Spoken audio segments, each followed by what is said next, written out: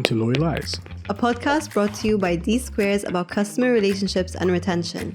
I'm Yasmin. and I'm Bob, and on this podcast we invite world-leading experts to dive into the world of building strong loyalty.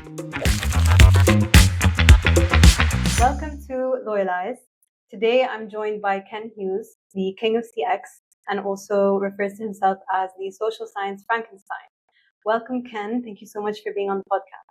You're very welcome. I think I need to explain that social science Frankenstein introduction.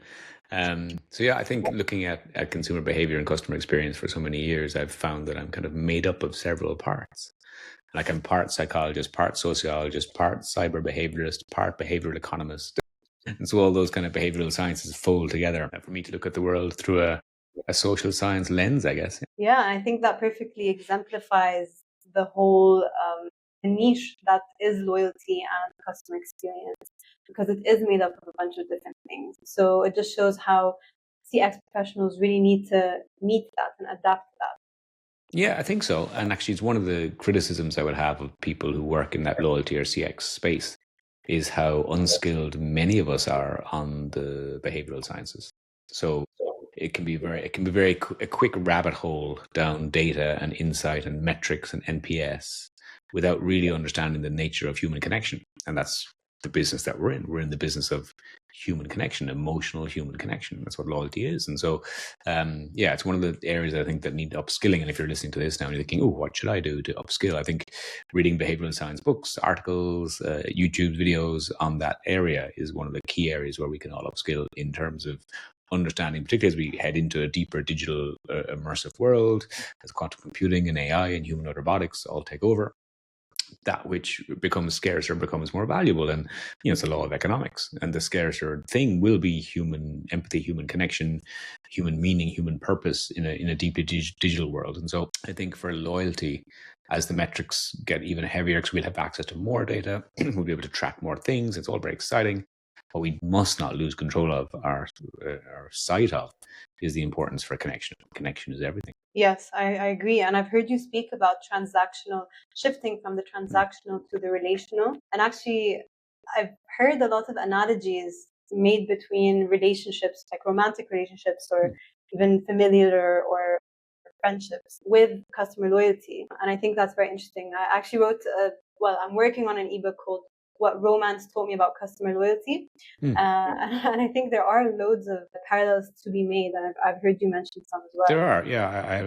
I had a keynote called Love is a Verb a couple of years ago. And this idea that, that somehow we learn how to do relationship and family with friendships or with romantic partners. And then we forget all those rules when we turn around to a customer and we treat them in a different way. And so I was also, similar to yourself, fascinated by why we don't bring our emotional engagement game to our customers the same way you would do it in a romantic relationship. What we crave then is real intimacy with someone, and that gives us that depth and safety and security. And so it's the same thing in loyalty and in brand relationship. If you focus on the transaction, that's one thing. But if you move it to relationship and you think, well, hang on, I want a long-term relationship with somebody. And the word customer lifetime value is thrown around companies and boardrooms all the time without people really thinking about what that means. And it means the same as marriage, putting a ring on someone's finger, a circle that is in a symbol of infinity, a symbol of no start, no end. And so we are in this together forever. That's the point of relationship and marriage. And yet we expect customers to be loyal to us. We expect their loyalty in relationship. But yet then what do we give them? This is the fascinating thing when you start talking to brands. When you ask them, okay, you expect your customer to be loyal, you want the loyalty, but then what are you giving in return? Like from a relationship point of view, what's the payoff here? How are you showing them your commitment for life? What are you giving them? And actually the answer is often very little to nothing. And so the idea of relationship is two parties in a relationship together, both bringing equal status and things to the table. And so the customer brings their money, brings their effort, brings their interest for your brand. What do you bring? Our product. Yeah, well, so does everybody else. And so it does challenge people in CX and loyalty to think, well, hang on, if we're going to invest in relationship, who are we in this relationship? Like, are we bringing our best selves to this relationship? Because if you're just turning up with your product, you're opening your little case and saying, here you go, here's what we sell. yeah, okay, other people sell that too. Other people sell it cheaper. Other people have better quality. There's a huge commoditization of product and service happening in the world right now. Everyone can copy your product, your pricing, your promotion strategy, and now with AI, everyone can also have super efficient and productive, customer connection behind the scenes. And so, what's left? The only thing left is actual emotive connection. That's how we build intimacy and brand loyalty. We build it in moments of connection, moments that matter to our customers. And this idea that, buy 9 cups of coffee, get a 10th coffee free is somehow a loyalty program. No, that's entrapment. Right. That's like dating someone and bringing a hanky with you and saying, does this smell like chloroform to you? Yeah. You're trying to kidnap your customer and hold them somehow against their will. Whereas a relationship doesn't work like that. A relationship has two people in a relationship because they want to be there. And so from a branding corporate point of view, we need to move away from our obsession with profit and process and procedure and see people as they are, see them for the humans they are with the emotions that they have, and be there for them when they need us. That's how you build loyalty. You're there for someone when they need you. And they remember that and they talk about that and they share that story with their friends. What no one does is share a story that's transactional and means nothing to nobody. This is something I want to discuss with you later on, is this art versus science thing. Because a lot of what you just said is very emotional and very subjective. Whereas how can you actually empower individuals to do that on a consistent basis? Yes. And to build frameworks and methods and stuff for how to do this without actually making it feel like a framework or making it feel like it's a scientific approach to loyalty. Yeah, and that is it's a tightrope you walk, because if you over process, if you give people too much process and too many frameworks to operate in, you kill the very essence that is human connection. You kill the ability to have an emotional connection with the customer. And so what you're looking for is an empowered workforce that fully believe in what they're doing and why they're doing it. And so we often get this discussion around what's more important, employee experience or customer experience. And the answer, obviously, is it's an infinity loop that feeds off each other. But if you really push it, you can't really deliver a magnificent customer experience unless you have people who believe passionately in what they're doing. And so it has to start with the employee experience. You have to give people an experience as a worker that has them looking at top management, knowing that CX is a philosophy, not a department, knowing that they're allowed to go outside the lines. So the Ritz-Carlton famously have a $1,000 customer journey pain point budget for everybody to use at any given time without any manager approval. So if you work on the front line and you have a moment where you see something needs to be done to fix a customer problem, you have access to a $2,000 budget without any manager approval to spend. And that seems like a lot of money, but the customer lifetime value is $250,000 per Ritz customer. So the average customer will spend $250,000 over their lifetime with the Ritz. And so a 1% spend to net 250,000 seems reasonable now, doesn't it? So they don't all spend $2,000 every time, of course. Sometimes it's a $10 coffee or some simple thing. So there was this lady who just finished her empowerment training, and they go through this training program and they're all taught to be fully customer focused, and they're aware this budget exists. And this gentleman checked out of the Ritz early in the morning, maybe 5:36, very early, to catch a morning flight to Hawaii, where he had a really important business meeting later on that afternoon. He's on the plane and he gets his laptop out to do some work on his presentation and discovers that the laptop isn't in his bag. And he thinks, oh God, oh no. Have I left it in the hotel? And so he spends the next hour or two sweating on the plane, lands, immediately calls the front desk and thinks, I think I've left my laptop in the room. And they dispatch housekeeping, and this lady walks in. The room hasn't even been cleaned yet, so she walks into his room. And yes, there it is. There's a laptop on the desk. Now, having recently gone through her training, she is now left with a decision to make. So she can take the laptop and she can bring it to guest services, and guest services will process it like every other lost item. They will tag it, they'll flag it, they'll reach out, they'll courier it to him. Maybe in 2 days, 3 days later, he'll have his laptop. But that doesn't solve that man's problem today, does it? And so understanding how important connecting with the customer is and serving the customer, having just completed her training, but also knowing that this $2,000 budget was there for her to fix any problem. She takes her apron off, gets a taxi to the airport, buys herself an economy ticket to Hawaii, jumps on the plane, takes the next plane out, lands, finds his hotel, knocks on the door of his hotel and hands him his laptop. Like, so 4 hours later, the man has his laptop and then she gets the plane back home again. Now, Wow. I guess her manager must have wondered where she'd gone. And there was probably a few rooms that took longer to clean that day. But, again, was she fired? Absolutely not. She was celebrated within the entire organization for seeing a moment, acting on that moment, and again, building loyalty, because we don't know what happens from now on. Maybe that gentleman turns around next year and books 4 or 5 international conferences for his company in Ritz-Carlton and is responsible for a $2 million spend. You don't know who you're ever dealing with as a customer. You don't know their potential. And so what the Ritz try and teach everyone is to see that $250,000 number over everybody's head. Like, at all times, see the $250,000. Today's transaction might just be for a coffee or for an inquiry about a room, but see the value, see the $250,000 at all times, because you would treat someone very different if they opened up a case of money in front of you and said, here's a $250,000, treat me a little bit better. Oh, yes, you would. And so that's what customer lifetime value actually is. It's not a proposition, it's a number in the end. It's the value that customer is to your business, and seeing that value over 40 years changes how we behave. And so, it all starts with the empowerment part. And so art versus science. So some people have it.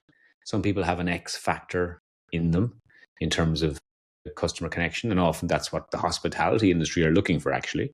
People who work in restaurants, work in hotels, we're looking for that type of person who just enjoys and is passionate about customer service. But those people are hard to photocopy. So then that's where you fall back into the science part of the metrics, the data, the process, the AI.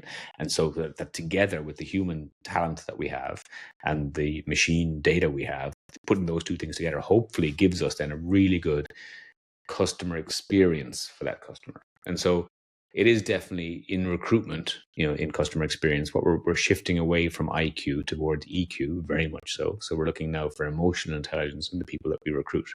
Because traditionally, customer experience was kind of full of data nerds and numbers people, and that's important, but AI can do it faster for us now anyway. And so we're moving now very much to an emotional intelligent recruitment model, where we're recruiting people not necessarily with business degrees, more actually with social science degrees, with a curiosity around human relationship and empathy. So it's into psychology and it's into relationship. Yeah, these are the areas that are really interesting and intriguing. And so if you're listening to this thinking, I'm a leader in my organization, what can I do to build a better CX team? The answer actually is quite quickly, look for people with emotional intelligence, with high EQ scores, and recruit those people in from other industries, empathetic people who are naturally empathetic. And so, I was in an organization recently, I met their new customer experience director, and she was 10 years as a nurse in healthcare. And she now works as a CX director for a bank. She's no business acumen whatsoever, no business background, but she's a lot of understanding of humans, empathy, vulnerability, and she brings all that to bear on the job. And so, a new type of framework and people and recruitment is kind of a core part to where we go to the future. So if we could, I guess, summarize or find patterns, I guess, between the two stories that you've just shared to describe loyalty or define loyalty in 3 words, what sort of... Okay. I think firstly, loyalty is a feeling. Right? And it's that simple. Loyalty is how you make somebody feel. So it's not a metric and it's not a measuring thing. And we get a lot of ROI conversations. Show me the ROI for loyalty. And I've taught people for a long time now, stop focusing on the ROI, focus on the DTI, the desire to invest. Not the return on the investment, but just the desire to invest. And again, let's go back to our metaphor for a romantic relationship. If you discovered a book under your bed later on, and your partner had been keeping a track on all the nice things you said to them, all the nice things you did for them, and they also on the opposite page had a list of all the not so nice things you said, not so nice things that you did, and they were looking at this every day, deciding whether they would be nice to you or not based on what you did yesterday. And if you discovered that book, you'd think, oh my God, I'm married to a toxic lunatic. And you would be right, because that's a very toxic relationship. But that's what we do in branding. We're only interested in you as a customer if you give us this. And so, no, we have to have a desire to invest, moving away from ROI to DTI. And so first one is that it's a feeling. Loyalty is a feeling. Loyalty is also an emotive bond. It's a bond of attachment. And so loyalty is something that you get because of the investment you made in somebody else through trust, through vulnerability, through showing up for them, through intimacy, all those things. And so it's a bond of attachment in the end. So that's why transaction loyalty is fundamentally flawed, because everyone who measures loyalty through metrics and they buy, they visit my store 10 times a year, that makes them loyal. No, your store is just convenient to where they live. Like, I use Amazon regularly to receive items into my home. Am I loyal to Amazon as a provider? Do I have a relationship with Jeff Bezos? No. If anyone else does it better or faster, they get my business too. It's just a convenience. And they might mistake that for loyalty. They might look at that and they go, wow, Ken is the top 10% of users in his home market. That makes him loyal. No, it just makes it convenient. There's a huge difference between convenience and loyalty.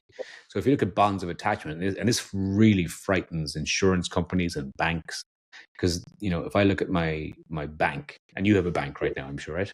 How loyal are you to that bank? They could look at your data and they could say, well, Yasmin's been with us for like 15 years. She's a loyal customer. No, just the effort of switching banks is so much. So I just stay with you, and you have all the same products everyone else has anyway. So it doesn't mean you have a bond of attachment to that brand. And so, we need to have brands that have some form of tribal belonging, because then you're into depth, you're into connection. And that's, again, very difficult to copy. And so, as I said before, the commoditization of product and service means that we need to erect barriers to exit for brands. So we want you to stay with us. And not in an entrapment way, but in a genuine bond of attachment. So for me, loyalty is a feeling, it's a bond of attachment. And it's definitely a warm space. It's not a mindset, it's a heart set, it's a heart space. And too much of the loyalty metrics and measurement all happens up here with C-level conversations. Not enough of it happens here in terms of what is our connection as a brand? What is our purpose? What are our values? Why should a customer invite us into their life? That can go back to also like some of the mistakes that brands make in doing that. Yeah. So a customer needs to be able to trust you. I mean, all these words that we're using, trust, feeling, bond, attachment, all these things are sort of lacking when it comes to brand customer relationships or interactions. So what would you say are like the top 3 mistakes that brands make when it comes to CX? I think transaction over relationship, that's easy. We've spoken of that already, right? So the fascination with transaction, empty the warehouse, sell more product, get more market share, more, 9 cups of coffee, get a 10th coffee free. Even when we look at loyalty, we look at it from a transactional point of view. So that's a mistake.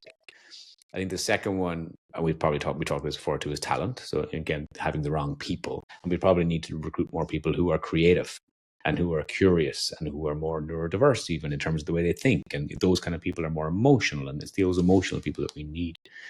And then the other mistake I think companies make is that they lack the creativity of connection. So they may have all the data, but then they don't do anything with the data. So, you hear this expression all the time, data is the new oil. Well, crude oil that comes out of the ground is useless to everybody until you refine it. So then when you take that crude oil and you refine it into gasoline or plastics, then you can use it. But otherwise, it's just a barrel of crude oil that means nothing to anybody. And that's what most companies have out their backyard, is barrels and barrels of data that nobody is really using to make a customer feel special. And so that's the biggest mistake I think customers, our clients and brands are making, is that they have this data, but yet they don't do anything with the data. They're not proactive about the data. And so let me tell you a really simple example. Let me tell you a good and a bad example. So bad example happened. There was a E. coli outbreak with a particular hummus brand. And so obviously they do a recall. They have to recall that product. They've sold however many cases, need to recall that. And a customer doesn't find out about that recall until he sees it on TikTok. So he sees it on TikTok. Now, he's had a dinner party. He's fed this hummus to many of his guests.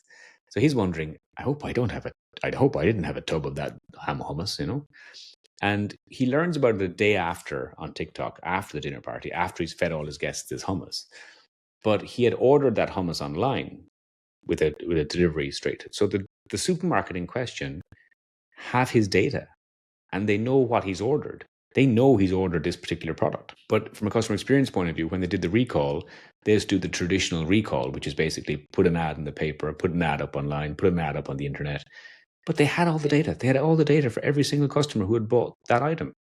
So all they needed to do was go into their data and send an email or a text to all those people saying that item you've ordered is on recall. Please return it to our stores for a full refund and do not consume.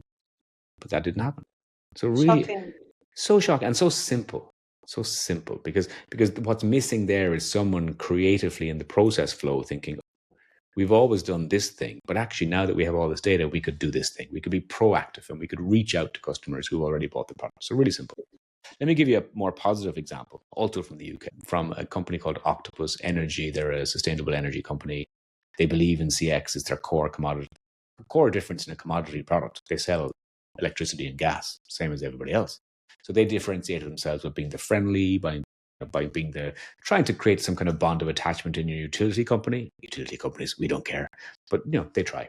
So CX is important to them. So every touch point they try and engineer positive moments into.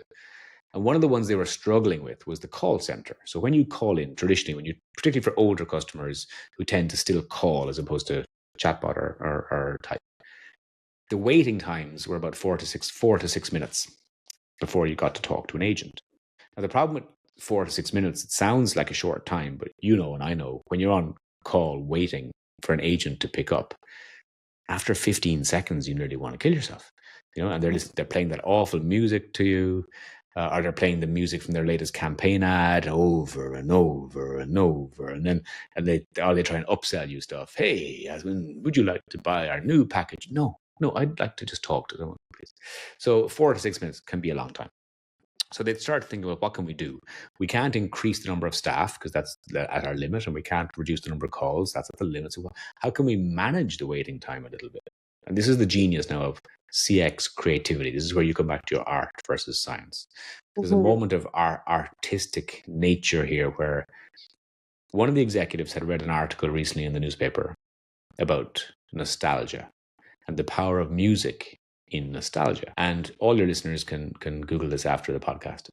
The most powerful music you will ever hear is the soundtrack to the summer when you were aged 14. So that's 14. So the summer hits, whatever the 4 or 5 big summer hits were when you were aged 14, if you hear that music today, the hairs on your neck will stand up.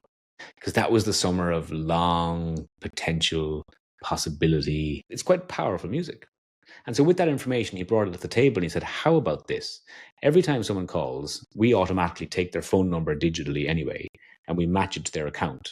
And we pull the account details on the screen for the call for the agent to deal with immediately. We do that automatically. Every call center, every bank, every insurance company already does that.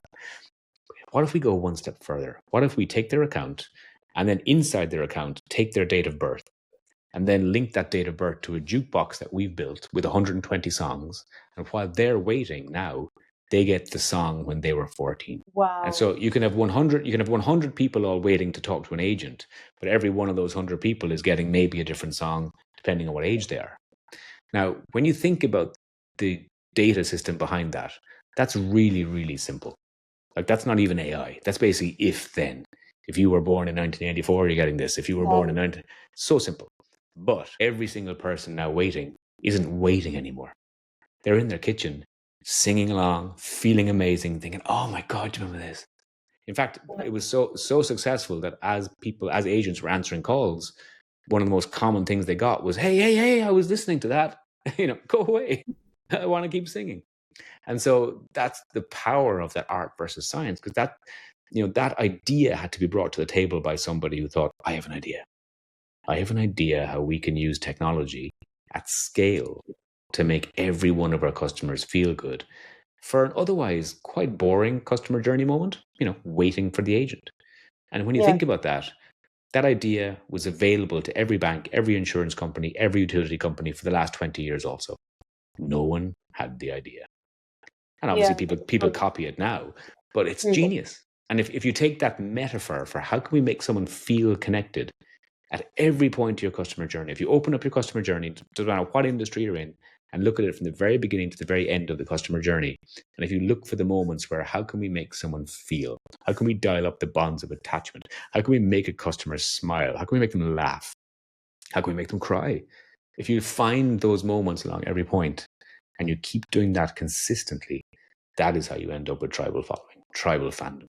Yeah, so that's actually an example of a story where science is used to create art.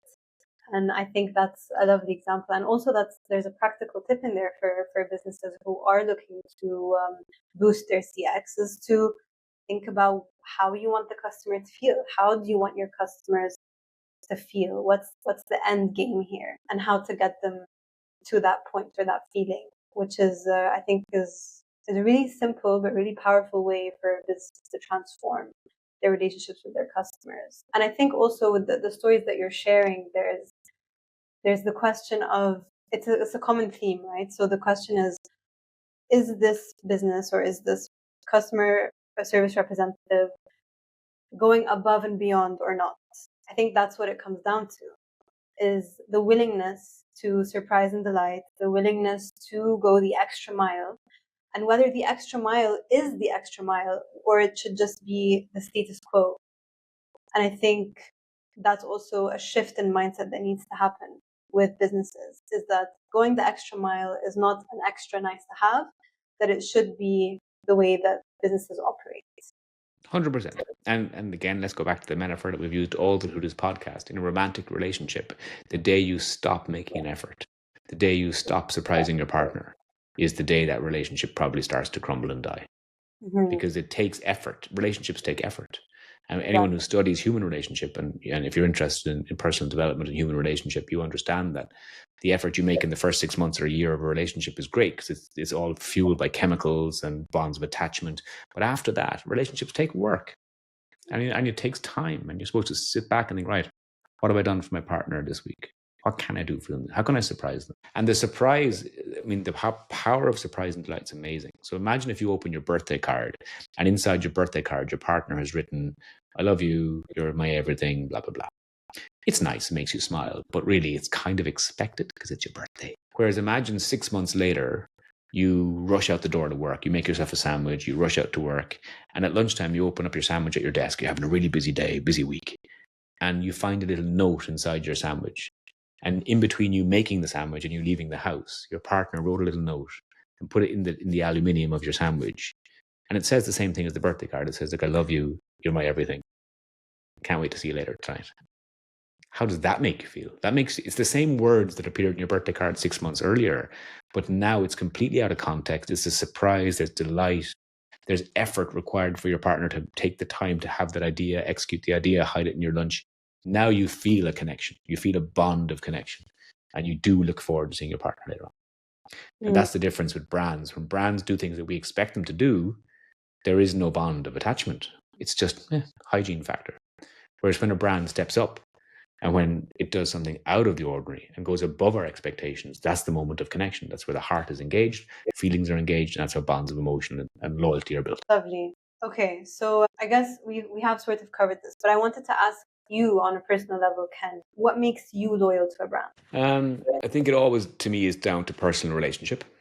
I think I have relationships with some brands that are there because of something that happened along the customer journey with a particular person, and that locked me in. And let me tell you another smaller story. I was in Australia. I was in Australia doing a gig, but say 7-8 years ago. And I was in Sydney for 2 or 3 days, and I had a day to spare before the gig, before I was performing. And so I took a walk along Bondi Beach. So I'm on the beach, and I see this kind of 1 hour walk, this coastal walk you can do to the next village. So I set off to do a lovely path walk, completely forgetting that it's warm. I should have water, and I don't have a hat. And so I arrive at the next village, I'm parched. I should have brought water. So there's this little tiny cafe called Jenny's Smoothie and Juice Cafe. So I go in, and I order a bespoke juice. So she makes me this and this and this and this and this, and she makes it all. And I'm holding it, and I'm paying. And she said, "Oh, I'm sorry, cash only." And I think, "Oh, I don't have any. I just have cards." And she said, "Oh, there's an ATM around the corner." So I leave the juice there. I go and get the ATM. Out of order. Now it's a tiny little village, tiny village. So I come back to her and I think, I'm sorry, but the ATM's out of order. And she just starts laughing. I'm already drinking the juice. And she thinks, "Oh, well, look, pay me next time you're passing." And I said, "Well, there's a problem there because I don't live here. I live on the other side of the world." And she laughs again. It's like, on the house, don't worry about it. And so I think that's quite cute. And so then a couple of years after the pandemic, I'm back in Sydney for a gig. And the first thing I did when I landed in Sydney, and I had it again, a bit of time, is I made my way to Jenny's Cafe and I paid her for the juice. And she didn't even remember who I was. I was devastated. But I ordered another smoothie and she made it for me. And then she wouldn't take any money for it. And so she said, that's on the house. And I thought, okay. And the next time I was there, I went and I paid her for the one that she gave. So now we're stuck in this weird loop of me paying her for the last smoothie ever. But it's now a tradition I have every time I go to Sydney. I have this weird loyal link to a tiny mom and pop business because of trust and being treated as something. And most businesses would just keep the smoothie and say, no, go away. So, but she not only didn't have the revenue, but she also gave the product because, again, believed in a relationship. And so loyalty is built on relationship always. And someone who understands that, very well, because I've just written a book. Let me bring this into shot for all your viewers. So I am fascinated. Been throwing around the term tribal connection, and I've been waiting to make the link to your book, Tailor Making: How to Build Tribal Brand Following. Yeah. I mean, I became fascinated by Taylor Swift about 3 or 4 years ago as an anthropologist. So I like her music, but it doesn't really matter whether you love her or hate her. I mean, there is a big divide in the world around Taylor Swift. Some people think the music is very bland. Some people love it. But what I became fascinated by was the subculture and this tribal belonging that she has. And so tribal belonging from a branding point of view is where you go beyond product, where you enter community space. And so Harley Davidson talk about the hundreds and thousands of sales reps they have on the road every weekend, because every single person riding a Harley is a sales rep for Harley Davidson. Same with Red Bull. I was skiing recently about 2 or 3 years ago, sitting down for lunch, and this snowboarder dude sat at the table with us. The type, kind of 24, 25, dreadlocks. And he had a big Red Bull tattoo across his neck. Like across his neck, a huge Red Bull tattoo. And I thought, wow, he must really love soft drinks. But the reality is, Red Bull is his tribe. He has inked up his skin to show who he belongs to. And it's not a can of drink to him. It's a tribe, it's belonging, it's danger, it's adrenaline, it's all those things. It's personality. And that's what we mean by tribal belonging, when you create communities. And so Taylor Swift, when you look at the Swiftie army she has invested in the customer connection for 20 years. Over 20 years, she has gone and delivered on the things we've talked about today: exciting delight, authenticity, vulnerability, trust. She's torn away the line between us and them, producer and consumer. She's invited herself into their lives. She's attended their weddings. She's turned up at their houses. She's sent them gifts in the post. She's invited them into her home as fans. She always has believed that, this heart hand thing that she does. This is the Swiftie little logo. It's me, the music, the product, and it's you, the fan, the customer together. Together we make it. One half is useless. And so there's a religiosity, a cult feeling to the whole thing of belonging. And we see, 20, 30, 40,000 people outside a stadium. They don't have tickets, but they're turning up anyway. They're going to turn up and they're going to share their friendship bracelets. And they're going to dress in the costumes and they're going to sing the songs. And that tribal belonging is so, so powerful. And it's your return on investment of customer connection. Because when people ask me, well, how come Taylor Swift has this? She has it because she's invested in the customer connection continuously. There's a consistency of connection. And in the industry that she's in, by the way, the music industry, it's a very fickle business. And most people don't last longer than 5 or 10 years. She's one of the only artists that every single year has got bigger and bigger and bigger over 20 consecutive years. That's because she has consistently put customer experience at the core. She's put the fan experience at the core. She wants to go above and delight and excite her eras. So each chapter being an era of her time, one of her studio albums, one of the values that she brings to life. And looking at other businesses and brands and case studies that have done it too. And basically, I've written it as a playbook for customer connection. So you too can have you might have the global reach. You might be a small dry cleaning business somewhere, but it doesn't matter. You can have the connection that you want with your customers if you consistently invest and bring those values that she's brought to life to bear on your customer. And so, yeah, it's a great book. It's fun. It's got lots of playlists. It's got interactive videos on the website. Because a lot of the stuff that I talk about is fandom. You need to see the fans and react, great fun writing. Yeah, I think it really is interesting that you saw this example in Taylor Swift and then found a parallel to brands and how brands can adopt that in order to create a community, create a following, and brand love, not just loyalty, but actually love and connection. A thing that Taylor Swift also is really good at is, the Swifties, they're not just dedicated to Taylor, but they're dedicated to themselves as well, as a community. And I think that's quite unique as well. You can remove the product, you can remove the brand, and everything else keeps spinning. Everything else is intact. That's amazing. Imagine if you take the motorbike away instead of the Harley Davidson community. Take the Red Bull can away instead of the tribe. You take Taylor away, you still have the concerts. That's when the consumer has taken over. And they are now an empowered consumer. That's where you have the beauty of collaboration. We're now, again, back to this idea, like, who's running the brand? Is it you? Is it me? I don't know. We both are. Co-creation. Yeah, co-creation. It's a beautiful space. Yeah, collaborative thing. I think that goes back to like the generosity as well, because with Taylor Swift, the way that she interacts with her fans, like you've mentioned, like she goes to their house, they go to there. She's done like surprise show ups at like weddings and stuff like that. So that's that generosity and that trust that she's putting out there in good faith, and that's sort of coming back to her in full circle as well. And I think when brands do that too, when they show a bit of generosity, when they show like that story with the juice, that's a gesture of good faith that sort of kept you hooked. And so now you keep coming back and you're in this circle and you've created this relationship. So I think it's really lovely to see. And I think more brands could benefit from that sort of relationship. So could I ask you, if it's possible, of course, to share maybe one of the values from your book? Yeah, sure. I mean, I think, God, there's 11 to pick. We've talked about surprise and delight already. The gamification one's quite interesting because on gamification, what she's done with the whole Easter egg thing. So she has this idea of hiding clues in her song lyrics, in her album sleeve notes, in her videos, and her podcast interviews recently. And so there's always a clue. There's always a game happening behind the scenes. And what she's done there is, again, she's pushed past product and she's created ritual. So there's a whole ritual about belonging to the Swiftie army, and you can choose which level you want to belong to. You can belong to level 1, which is basically listening to the music. That's great. You can belong to level 2, where you're part of the community and you're typing every day and you're sharing things with the Swifties. Or you can keep going up. You can level up like a video game and go into the Easter eggs and the numerology and try and guess what's going to happen and trade secrets. And have you seen that? But then she said this, and that number 22 is equal to that. There's a whole complex thing behind the scenes. And that gamification of pushing past product is amazing. Because again, what she's built there is ritual consumption, anticipation, and then the whole game thing to do with that Gen Z, Gen Alpha generation game playing. And so it's genius. And so again, you can look at her as a singer-songwriter, entertainer. She's also an amazing producer-director. She's a fashion icon, but she's also an extremely savvy entrepreneur. And again, if from anthropology, if you're creating ritual and subcultures, you're creating a huge community space where people, again, belong. Back to what we talked about, belonging and community and bonds of engagement. And to loop it all back to loyalty, are those people loyal to Taylor Swift? Oh my God, have you ever criticized Taylor Swift in front of a Swiftie and lived to tell the tale? You want to define loyalty? There it is. And she's just a product. She's just a singer. She's just a brand. But these people are loyal to her.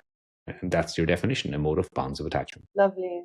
Okay, so we're coming up to the end of our recording, but before we do that, there's the quick fire would you rather round, which I love to do. It's great fun. Just have a couple of questions for you. If you can do some whatever comes to mind, basically. Sure. Okay, so what's an overrated CX concept? Transactional loyalty. Yeah, counting things, counting the number of times I bought something and thinking that it means something. Completely overrated. Means nothing. Right. Okay. Underrated. Underrated. Ooh, underrated customer experience product. I think the talent. I think calling people human resources is a major issue.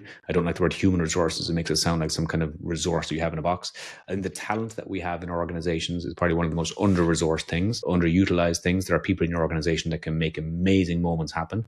You just need to empower them and give them the budget and the time and the effort and the training to do that. So I think that's where we're missing. We have all the data, we have all the metrics, we have all the systems, all the processes. We don't invest enough in the people and empowering those people. Lovely. That makes sense. And I agree with you there, actually. Okay, the CX pet peeve. CX pet peeve. Using my first name and thinking that it's a relationship. Yeah, that email, hi Ken, blah, blah, you don't know me. And then you go on to say really bland, boring things that are nothing to do with personal. So the only personalization on the email or the letter is my name. And that's definitely a pet peeve. You have so much more data on me. Good God, use it. That's a great answer. Would you rather surprise with exclusivity or comfort with reliability? Oh, surprise every time. I love surprises. Yeah. Surprise me every time. Even bad surprises. I did a whole TED talk. I did an experiment once where I did something new every day for a year. So 365 days consecutive, I did something new that I'd never ever done before, just to surprise my body, surprise my mind on a continuous basis. I rewired how I think, how I live. There's a TED Talk on it. You can watch it. It's called Time Bending. So I would choose surprise over predictability any day. Love that. I love that mindset. I'll definitely look at that TED Talk. Okay, so would you rather 10 million casual members or 10,000 diehard fans? Again, based on the loyalty that we've talked about, definitely the 10,000 loyal fans. When I perform, sometimes I perform in rooms of 6,000 or 7,000 people. My favorite performance number is around 200. There are around 200, 250. There's an intimacy in that room, and you can deliver the same messaging, but you can see the whites of the eyes. You get there, you feel the response, and the conversations after are better. The scale can be nice. It can stroke your ego when you step on large stages with large audiences, but actually the intimacy that we all crave is there in smaller numbers. So small is certainly beautiful. Okay, nice. Okay, last one. Would you rather build the perfect experience once or just have good enough experiences on a more consistent basis? Oh, okay. My team and I make my team build the perfect experience every time at scale. So I do both. So yeah, we do borrow it from Taylor Swift, who recorded all her own albums again when the industry told her she couldn't. And not only did she record her own albums again to get around the issue, she also improved the product in the second time round. She put new tracks in, new hidden from the vault stuff. And she called those Taylor's version. So the Red album, Taylor's version, 1989, Taylor's version, before she bought the masters back. I do the same with my team. They produce something from a customer experience point of view. I think, oh my God, it's amazing. Now go make it Taylor's version. We all have product moments where we can make it better. We all have moments in our customer journey where we can make it better, like Octopus Energy did for the call waiting moment. So I would say both. Good enough isn't good enough ever. So if there's anything you can do to any moment in the customer journey and can make that experience amazing, you should do that. And you should do that for every single moment of the customer journey. It can be exhausting, yeah, absolutely. But you're looking for loyalty. You're looking for reasons for people to choose you and not someone else. You've got to go beyond. Yes, exactly. So I love that we're back to going beyond, above and beyond, like we were mentioning earlier. Okay, and to close off our episode, my final question. I love asking people to bring out their crystal balls. Tell us what you think the future of CX looks like. I think, interestingly, Gen Z have a lot of criticism in the workplace, but actually one of the things I think the best that they're really good at is their emotional intelligence. So I think they are the first generation that have been reared with emotional intelligence as a core skill.